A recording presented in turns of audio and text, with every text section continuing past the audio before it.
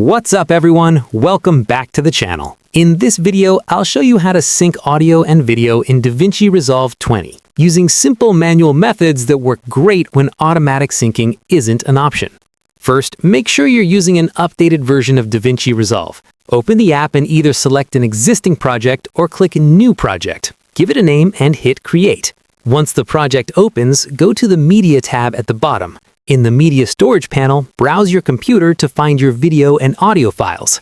Select the files, right-click, and choose Add to Media Pool, or just drag them in. If a message pops up saying the frame rate is different from the project settings, click Change to match the project frame rate.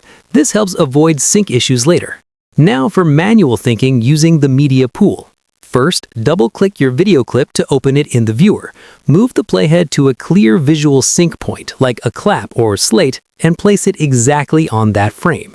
Next, double-click the audio clip and turn on the waveform view. Look for a strong waveform peak that matches the same clap or sync sound. Move the playhead to that exact point. You can use the comma and period keys to move frame by frame for precision.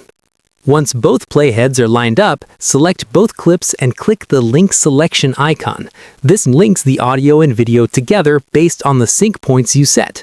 To double check, right-click the synced clip, select Clip Attributes, and go to the Audio tab. You should see that the audio is now coming from the external audio file. And that's it. That's how you manually sync audio and video in DaVinci Resolve 20 for clean, professional results. If this helped you out, don't forget to like, subscribe, and I'll see you in the next one.